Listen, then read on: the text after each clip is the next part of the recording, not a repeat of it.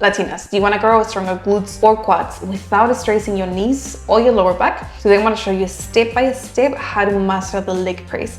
This is an amazing exercise to help you build more strength on your lower body, give you that shape, that physique that you want. So first I'm going to go over the mistakes that you're probably making, and then second part of the video, the things that you should be doing to help you improve your technique. With this exercise, we target our quads, our hamstrings, our glutes, and a little bit of our calf muscles. Because we're targeting different muscle groups at the same time, this is what we call a compound movement, because those muscle groups compound help you perform that movement, which means we're able to go a little bit heavier. Same as the other video that I posted 2 weeks ago with the Romanian deadlift compound movement. You are able to go a little bit heavier.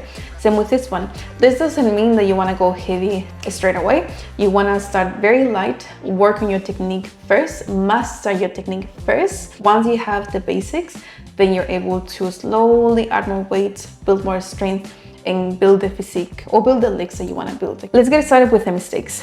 These are the most common mistakes that I see many women making at the gym, mistakes that I used to make and that you're probably making. So I'm gonna keep looking down because I've got the video right here, but you're probably gonna have the video of me somewhere right here so you can see exactly what I mean by each of these mistakes. Mistake number one, you're probably caving your knees in when you're pushing the weights or pushing your knees out. When you do this, caving in or pushing out, you're simply gonna put a lot of stress on your knees, and over time, it's gonna be easier to get injured. So when we do any of the mistakes that I'm gonna tell you now, you might not feel it too much on the day or the day after, maybe a little bit of discomfort on your knees or your lower back, but not too much. But over time, you will get injured, and that's something that we really wanna avoid. So first mistake, caving your knees in or pushing your knees out way too much when you're pushing the weights. Second mistake, and also a very common one, locking your knees at the top. So let's pretend that's my leg, let's pretend that's my knee. Every time you're doing this and you're constantly locking your knees at the top, you're also putting a lot of stress on your knees. Again, you don't feel much on that day or those weeks, but over time, you will put a lot of stress on your knee joints and you will get injured. And this potentially will prevent you from doing this exercise long term, which, yeah, we don't want that. We want to keep doing this because it's just such an amazing exercise. So we never want to be locking our knees at the top. Next mistake that you're probably making, you're probably going too heavy. And the problem with going too heavy, not controlling the movement or not being able to go that heavy yet, but you want to push yourself, maybe because of ego lifting or, whatever reason. When this happens, your butt starts lifting off the seat. And your back or your lower back starts compensating for this movement. So your lower back is going to start rounding. You're going to put a lot of stress, a lot of pressure on your lower back. Over time, you're going to get injured. So anytime you feel that your butt is lifting off the seat, you're either going too fast, you're not controlling the movement, or you're going too heavy. So don't go heavy at all. Remember, we're trying to get the technique right first. And last but not least, and this is probably something that I see not just with this exercise, but with every single exercise, or most exercises, going too fast and not controlling the movement.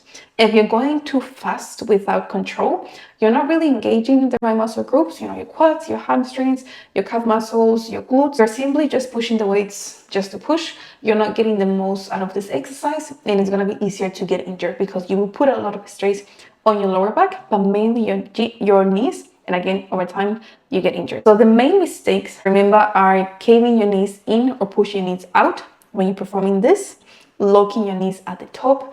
We never want to lock our knees at the top. Lifting your hips off the seat. This only puts a lot of stress on your lower back. And going too fast, like really rushing the movement and not controlling, not engaging the right muscle groups. So those are the things that we're trying to avoid. Now, I'm going to tell you the things that you should be doing. I'll get started with the setup, how to set up for this exercise, and then step by step, the things that you should be doing. Okay, let's get started with your stance. So with this one, let me play the video right here. Okay, perfect. So with this one, you want to have your feet a little bit wider than shoulder width. You can have your feet in different stances, and you've probably seen, like, if you go a little bit higher, you're going to target your quads a little bit more. If you go a little bit wider, you're going to target your hamstrings and adductors a little bit more.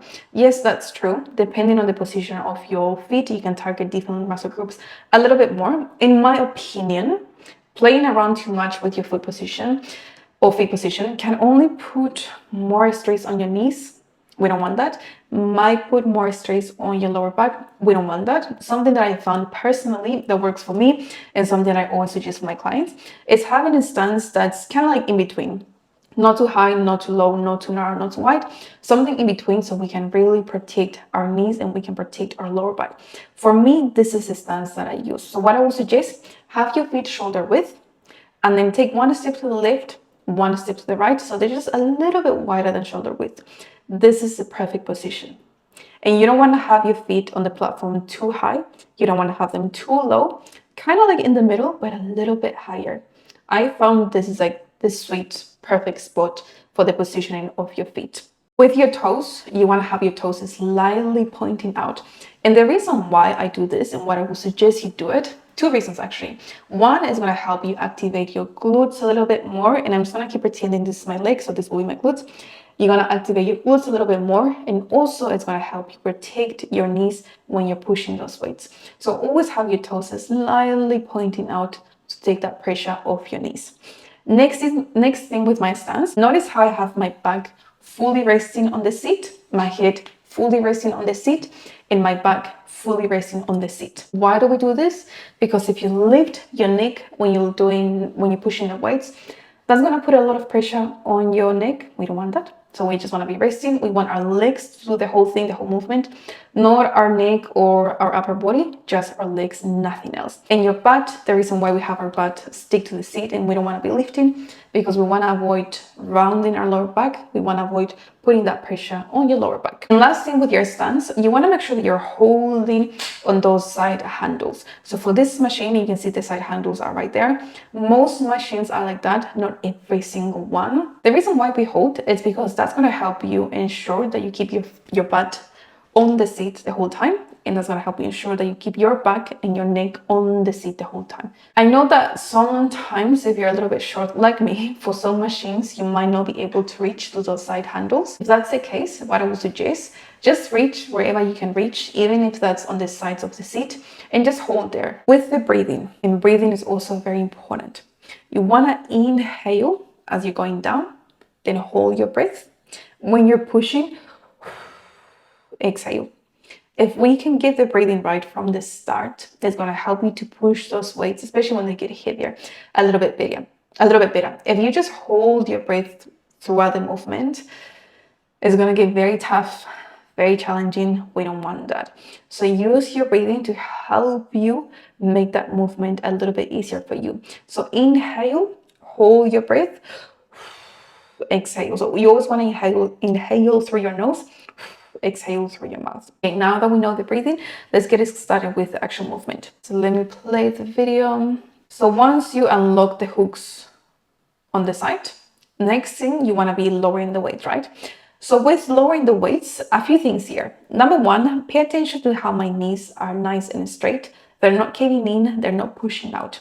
So you want to pretend or imagine that you have a watermelon in between your legs. You have something in between your legs that you're holding. So the whole time throughout the movement, keep your legs very nice and tight, like if you're holding that watermelon, so they don't cave in or they don't push out. Just imagine that. This is a good thing that used to help me when I first started. I used to pretend there's a watermelon in my legs. I need to hold it very tight, otherwise I'm gonna drop the watermelon. We don't want to drop that. Okay, we don't want to drop the watermelon. We don't want to drop the ball that you have in between your legs. We want to hold it very tight with your legs. That way, when you go up and down, your knees are gonna be aligned with your toes, and we're gonna avoid doing this, caving in or pushing out. Next thing, notice with my depth, I'm able to go pretty much all the way down. And there's those little things on the side of the machine where I need to stop. So I know just before I touch them, that's where I have to stop, and then I can push the weights again. Now, with how low you go, it's going to be very different for everyone. You might not be able to go as low as I can go, as I'm showing you in this video, and that's fine. Sometimes we're not able to go that low, maybe because of the ankle mobility, maybe because you had previous injuries on your knees, maybe because your hips or your hamstrings are very tight. If that's the case, you will not be able to go that low, and that's fine. Work on your mobility, and with time, you will be able to go lower and lower and lower and lower. But that's exactly where we want to go. The reason why I say this is because another mistake that I didn't mention is that some people, when they go too heavy, they just don't go all the way down. Even if they can, they don't do it because they're going too heavy. That weight doesn't allow them to perform a full range of motion. But with this range of motion, we want to be doing or going almost all the way down, stopping right there, and then pushing almost all the way up without locking our knees. So when we're lowering the weights, I'm inhaling, holding my breath, stopping right there. And then when you push the weight away from you, you want to be driving through your heels. And that's another reason why we have our toes slightly pointing out.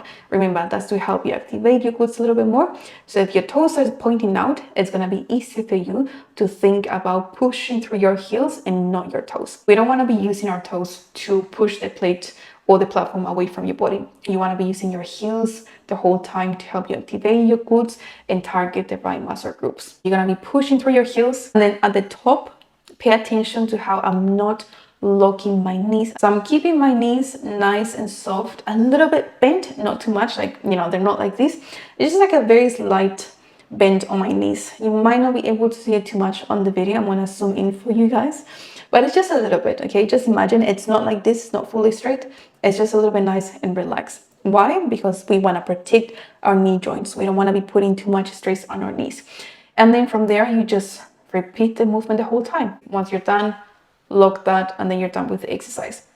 So just a quick recap of the things that we want to be doing. First thing, with your stance, have your feet slightly wider than shoulder width, toes slightly pointing out, your back, your head, everything needs to be resting on the back seat, and your butt as well. We don't want to be lifting. We don't want to be lifting from here. Once you're there, you want to be holding on the side. That's going to help you maintain this stance, this posture throughout the movement. So hold very tight. You don't want to be using your arms to help you push the movement. You just want to be using your lower body. Once you unlock the little side handles or whatever you call them, I don't know the name. Once you unlock that, then you want to lower the weights. Keep your knees aligned with your toes. So don't cave them in. Don't push them out. Really control the movement. And as you push, you want to be pushing mainly through your heels, and you want to avoid locking your knees at the top. And something else I forgot to mention with the tempo. So tempo is just how fast or how slow you perform the movement. You want to be going a little bit slower on the way down. So this is when we are stretching our quads, we are stretching our hamstrings, we are stretching our glutes, we are stretching our calf muscles. So we want to be slower on that stretching position. And then we want to go a little bit faster when you push, so when you're contracting those muscle groups, quads, hamstrings, glutes, and calf muscles. And with this exercise, one more thing I will suggest, make sure you take longer rest periods. Because it's a compound exercise and we can go heavier, with any compound, with any exercise that you go heavier, you want to be taking in longer rest times. If you just rest 45 seconds, if you just rest 50, 60 seconds, if you're just doing this and not taking enough time to rest, your body will not recover for your next working set, and you won't be able to push yourself. Rest a little bit longer, 2 minutes, 3 minutes. Sometimes I even rest 4 minutes, depends on how heavy I'm going. And then you're gonna feel more energized, and it's gonna be easier for you to push yourself when you perform that. I hope this helps. Please let me know in the comments down below which other exercise or exercises you guys would like me to go over. I hope I'm not going too fast. If I am, please also let me know in the comments down below. Don't forget to subscribe, like, and share so I can keep making more videos like this. Until next time.